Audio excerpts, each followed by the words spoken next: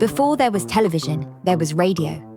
And in Britain, radio wasn't just for news and music. It was where comedy thrived. It was in living rooms like this one that the seeds of British sitcoms were sown. During the 1950s, radio shows like Hancock's Half Hour were at the forefront of British comedy. People gathered around their radios, eager to hear the latest antics of Tony Hancock and his unforgettable characters. These programmes created a sense of community, a shared laugh in post-war Britain. Tony Hancock was a master of his craft, able to bring relatable, everyday frustrations to life in a way that had audiences roaring with laughter. His wit and timing laid the foundation for what would become one of the most beloved sitcom formats in British entertainment. And then came television, a revolution in entertainment. The BBC and other networks were eager to capitalise on the growing popularity of television. They began adapting successful radio shows for the small screen, and soon, a wave of new sitcoms started to shape the comedic landscape. Of course, the transition from radio to television wasn't going to be without its challenges. Many comedians struggled to adapt their existing material to the new visual medium. But those who did succeed paved the way for what we now consider the golden age of British sitcoms.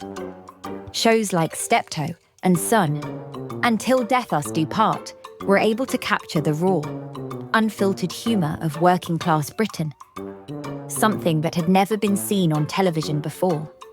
Steptoe and Son was one of the first sitcoms to really bring the grittiness of working-class life to the screen. The dynamic between Harold and Albert was both comedic and tragic, a reflection of real struggles, peppered with humour that almost everyone could relate to.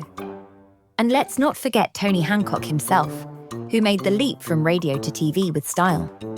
He went from being a voice on the radio to a comedic icon. His expressions, his timing, and that classic exasperated sigh. The visuals only added to what was already brilliant comedic material and natural talent. By the mid-1960s, British television was full of iconic sitcoms that offered something for everyone. Till Death Us Do Part brought biting social commentary and controversy.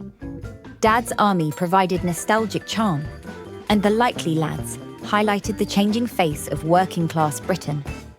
These sitcoms weren't just entertainment. They were reflections of British life, full of the wit and humour that not only defined a generation, but slowly awoke another. It's fascinating, isn't it? The way these early sitcoms could make us laugh while holding up a mirror to society. They were charming, honest, and often a bit cheeky. Everything that makes British humour so iconic. And let's be honest, who doesn't love a bit of cheekiness? Dad's Army was another iconic sitcom that found humour in the most unlikely of places, wartime Britain. It took the idea of a ragtag group of volunteers, led by the pompous yet endearing Captain Mainwaring, and turned it into comedy gold.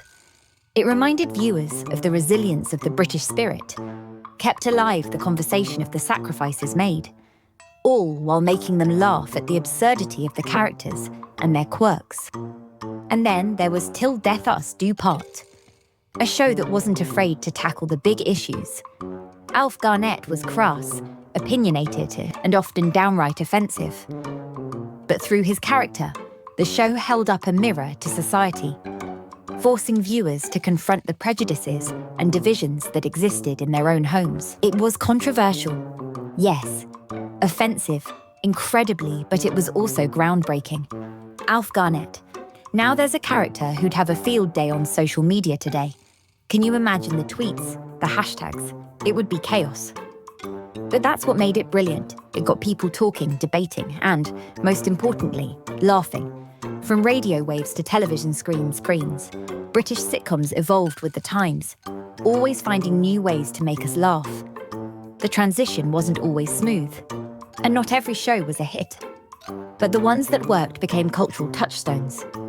They reflected who we were, who we wanted to be, and sometimes, who we were afraid we might become. The Likely Lads was one of those shows that captured the essence of friendship and the struggles of working-class life. Bob and Terry were just two blokes trying to make sense of a changing world, and their banter was both hilarious and heartfelt. It was the kind of humour that felt real, because it was real. These shows brought people together, families, friends, neighbours. They gave us something to talk about, to laugh about, and sometimes even to argue about. They laid the foundation for everything that British comedy would become. From the slapstick of Some Mothers Do Av M to the satire of Yes Minister, which, let's be honest, is still relevant today. And who could forget the eternally frustrated landlord Rigsby, trying and failing to woo Miss Jones was comedy perfection. On the buses, Are You Being Served? The Good Life. Open all hours, to the manor born, keeping up appearances. 1 foot in the grave, only fools and horses. There are so many to think about without even putting any effort in, and that's just on this side of the pond. Phew, after all that, I think it's time to raise a glass to Bob and Terry, Pike and Walker, and to all the characters who made us laugh, think, and maybe even shed a tear. These early sitcoms were more than just shows. They were part of our lives, part of our history. And I can't wait to dive deeper into the stories behind them.